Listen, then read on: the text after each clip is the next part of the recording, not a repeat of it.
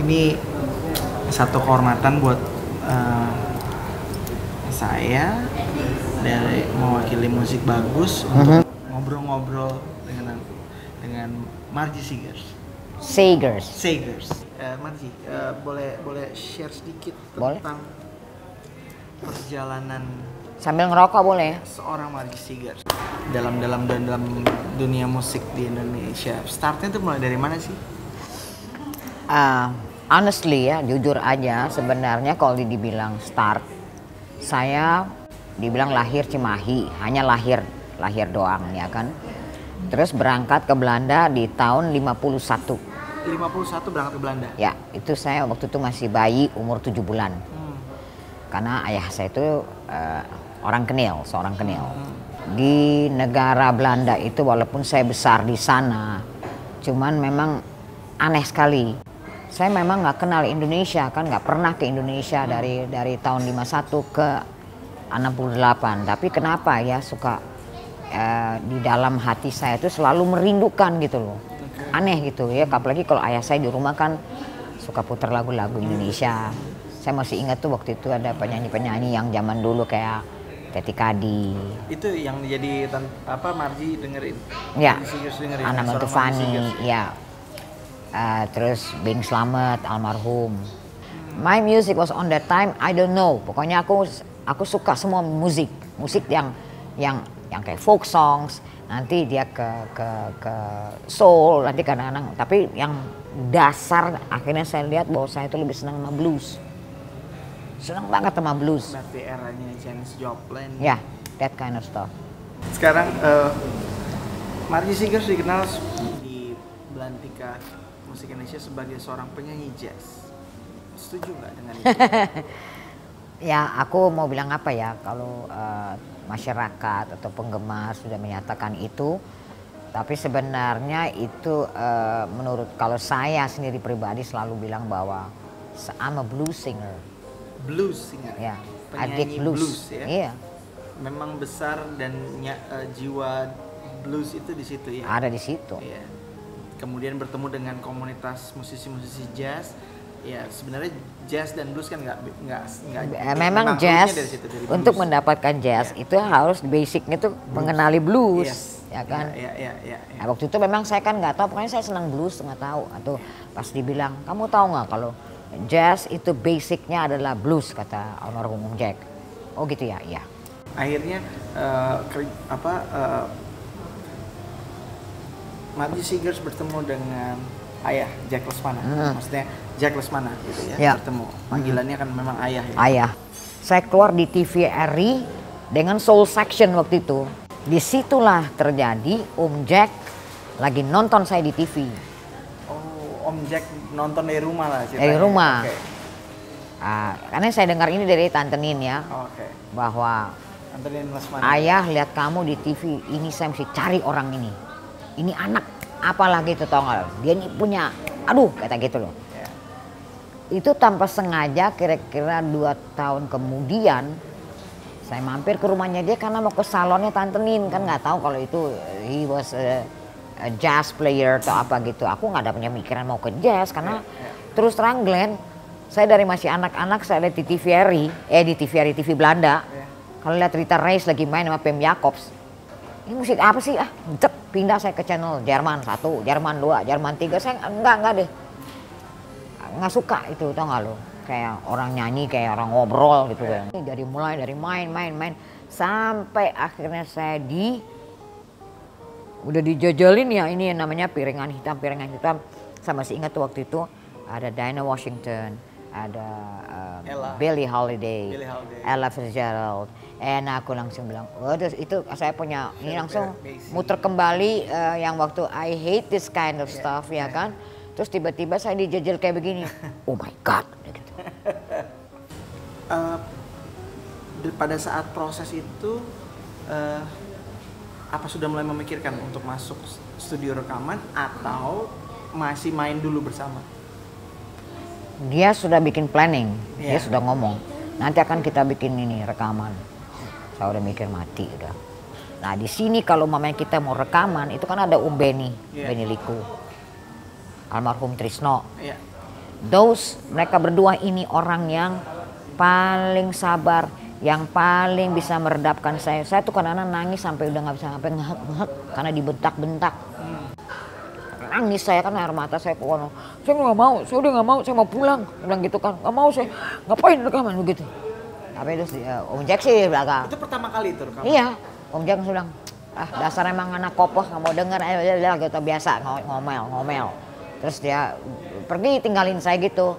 Tapi itu saya benar-benar I feel saya tuh nggak ada apa-apanya karena ini yang ngiringin saya ini kan orang tokoh-tokoh semua loh, gila di belakang saya. Siapa ya? Boleh sebut. Bobby Chan was there, almarhum, Mas Mariono, terus Benny Mustafa, kadang-kadang Jackie itu kan Pak Cislano, Perry the bass player almarhum, and Perry was the one yang selalu dia kasih saya cara masuknya di sini.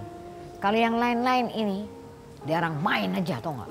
Pokoknya lu ngitung, kamu hitung, itu bisa dibilang goblok-goblokin loh. Di panggung sebenarnya saya sebagai orang yang masih hijau berdiri di situ di banyak orang depan orang, and then itu kaki udah gemeter Glenn dari atas sampai di bawah. Oh my god, ini gue belum masuk, mereka terus di belakang teriak gini, masuk dong kamu, goblok, bisa ngitung nggak? Sampai seperti itu. Like that. Wow. Tapi itu satu buat saya lihat sekarang nih ya, kalau mereka nggak gituin saya mungkin saya nggak jadi seorang Margie Seegers gini. Oke, Margie, ini pertanyaan dari musik bagus buat seorang Margie Seegers. Melihat musik Indonesia hari ini, Saya salut sama Indonesia. Ya, musisi-musisi Indonesia tidak kalah. Kenapa saya bilang tidak kalah? Negara yang dekat kita aja, ya kan, let's say Malaysia, bukan saya menjatuhkan, tidak. Cuman I was there, saya situ pernah kerja 1 bulan in one jazz club. But mau dibilang katanya ada satu pemain legend from Malaysia. Dia sampai sendiri diangkat topi karena dia bilang apa? Nggak nyangka dia bahwa kita dari Indonesia gila bisa sampai begitu ya kan. Sedang dia mungkin oke, tapi let's say go to the guitar player, bass player, mereka kebanyakan tuh baca. It's the soul is not working, ngerti nggak lo? Ininya nggak bekerja. Mereka semua is by reading, gitu. Jadi kita kan nyanyi itu kan lepas. Tapi kalau semua dengan baca kan jadi kayak terikat gitu loh.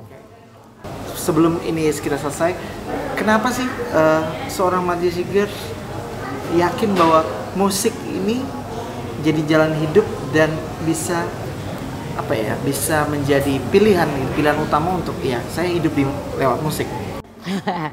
Ya memang udah lahir, saya rasa lahir saya memang udah kayak begitu dari keluarga juga.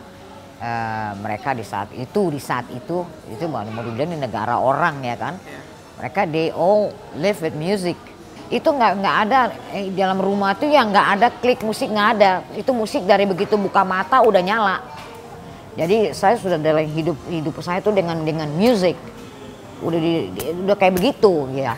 Terus dan saya tuh memang dari masih muda saya udah yakin saya pengen jadi penyanyi. And I pray, saya cuma berdoa minta sama Tuhan. Saya yakin dan saya percaya, maka setiap orang kalau bilang, kok Anda umur segini, itu Anda dapat power dari mana? Saya bilang, kok Anda nggak tahu sih, saya bilang gitu. Kan kuncinya adalah berdoa dan punya kasih. Ya kan? Itu besar loh artinya. Jadi saya tuh yakin Tuhan nggak bakal tinggalin saya, karena saya nggak pernah mau ninggalin dia, itu aja. Nice, beautiful. Thank you, Margie Seegers. Thank you so much. Thank you so much. Pleasure. Terima kasih banyak. Thank you banget Tante Margie Seegers.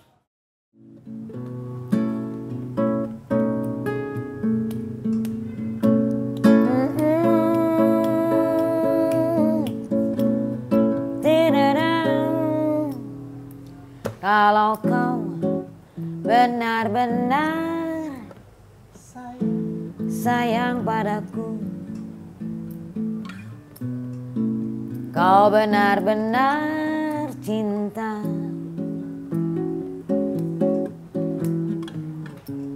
tak perlu kau katakan semua itu. Cukup cinta daku sekarang, apalah artinya cinta kalau hanya di bibir saja. Cinta itu bukanlah main-mainan, tapi pengorbanan. Semua bisa bilang sayang, hei semua bisa bilang, apalah artinya sayang tanpa kenyataan.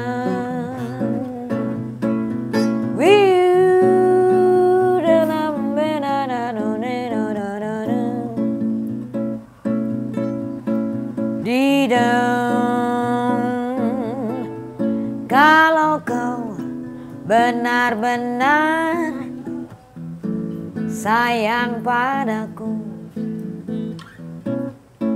kalau kau benar-benar cinta, tak perlu kau katakan semua itu. Cukup cinta daku.